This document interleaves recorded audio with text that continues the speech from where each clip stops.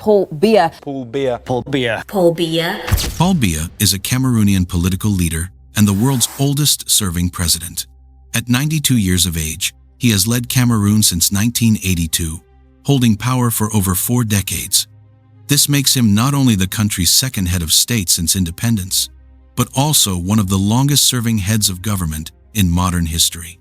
In Africa, only one other sitting president has ruled longer: Equatorial Guinea's Teodoro Obiang Nguema, who assumed office in 1979, highlighting the extraordinary longevity of Biya's tenure. His time in office has spanned generations, seeing Cameroon through waves of change and challenge. The story of Paul Biya's political journey is one of longevity, resilience, and an enduring grip on power. Paul Barthélemy Biya Abi Mvondo was born on February 13, 1933, in the village of Mvomeka, in what was then French Cameroon. The son of a local catechist, young Paul Biya was raised in a modest, devout Catholic family. His father hoped he would enter the priesthood, and indeed, Biya spent his youth in Catholic missionary schools and seminaries. By the mid-1950s, however, he shifted to a secular education, attending prestigious schools in the capital, Yaoundé, and later in Paris, France. Biya studied law and political science in France, earning advanced degrees before returning home around the time of Cameroon's independence in 1960. In the years after independence, Biya embarked on a career in Cameroon's fledgling government. He proved to be a skilled administrator, rising through a series of posts under the country's first president, Ahmadou Ahidjo. During the 1960s, Biya served in various key roles, from a presidential aide to Secretary General of the presidency, effectively President Ahidjo's right-hand man. His diligence and loyalty were rewarded. In June 1975, Ahidjo appointed Biya as prime minister. By the late 1970s, a new law designated the prime minister as the president's official successor. This meant that Paul Biya was now next in line to lead the nation, setting the stage for the pivotal moment that would soon follow. On November 6, 1982, Paul Biya was sworn in as president of Cameroon, becoming only the second head of state in the country's history. The transition initially appeared smooth. The former president, Ahmadou Ahidjo, had stepped down unexpectedly, citing health reasons, and entrusted the nation to Biya, his prime minister.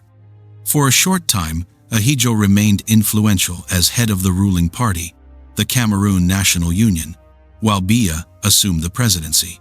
But within a year, tensions between the two leaders began to surface. Ahidjo attempted to retain behind-the-scenes control, and a power struggle ensued. By August 1983, Ahidjo was pressured into resigning as party chairman and went into exile abroad. In the months that followed, Biya moved decisively to consolidate his authority, taking over leadership of the ruling party and ending the era of co-rule with his predecessor. Early in Biya's presidency, a violent challenge to his rule erupted. In April 1984, factions loyal to the ousted Ahidjo launched a coup d'état attempt against Biya's government. The revolt was swiftly put down by forces still loyal to the new president. The brief but bloody episode resulted in many casualties and marked a turning point. Biya emerged from the crisis with a tightened grip on power, having effectively neutralized his rivals. In the aftermath, he oversaw significant changes. By 1985, he dissolved the old ruling party and created a new political party, the Cameroon People's Democratic Movement, known as the CPDM.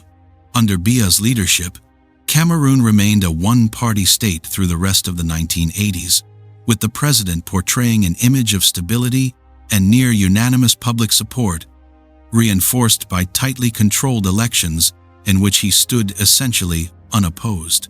As the 1990s began, calls for democracy were sweeping across Africa, and Cameroon was no exception. Under mounting domestic and international pressure, Biya agreed to introduce multi-party politics in the early 1990s, ending decades of one-party rule.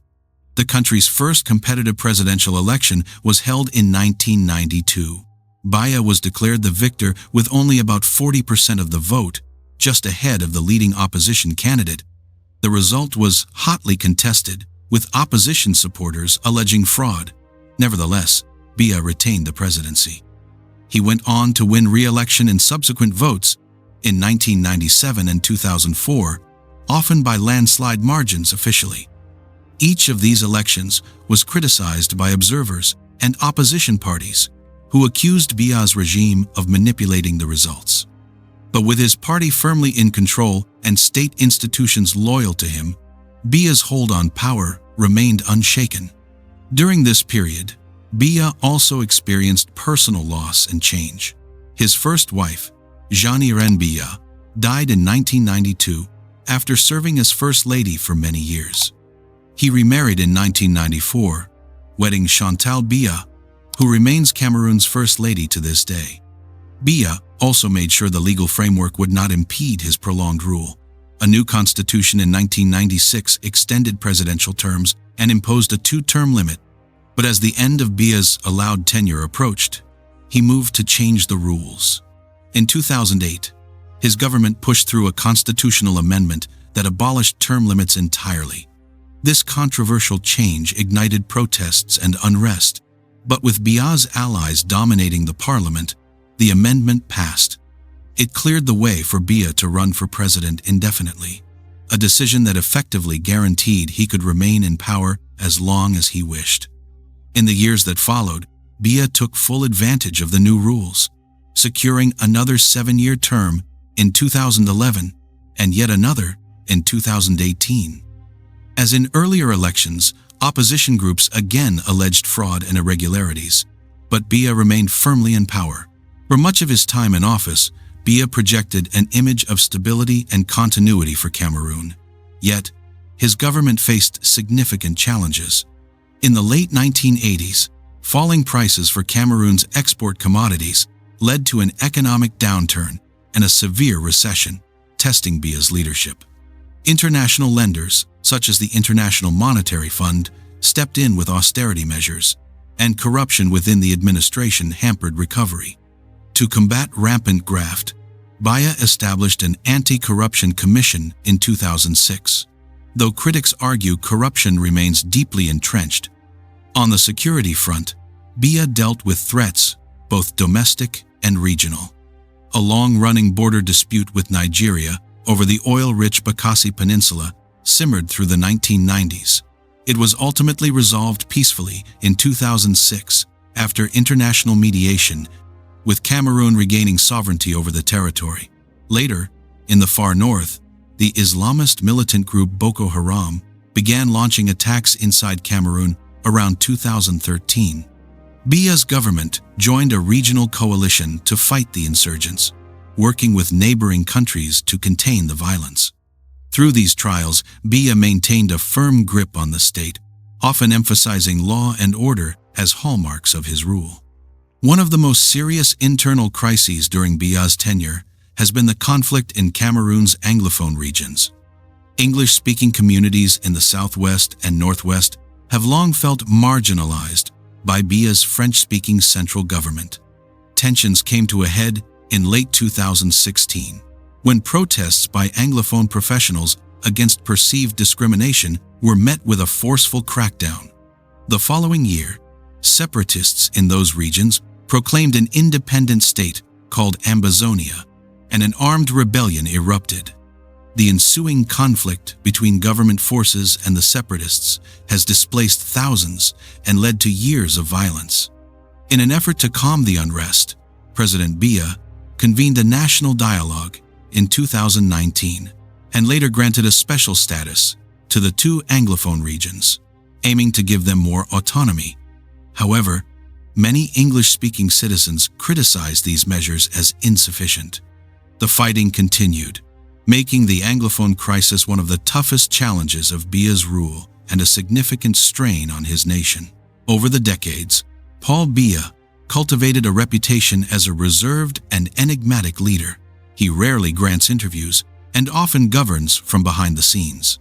In fact, Biya spends considerable time abroad on private visits, especially to Europe, earning him the nickname the absentee president in some circles. When, in Cameroon, he tends to make infrequent public appearances, preferring to delegate day-to-day governance to trusted aides. This detached style has drawn criticism, with opponents arguing that he is out of touch with his people. Cameroon consistently ranks low on international measures of democracy and transparency, and observers have frequently denounced the government's heavy-handed tactics against dissent. Political opponents and human rights organizations accuse Biya's administration of authoritarian practices. Biya's supporters, on the other hand, credit him with keeping Cameroon stable and at peace in a region that has seen many conflicts.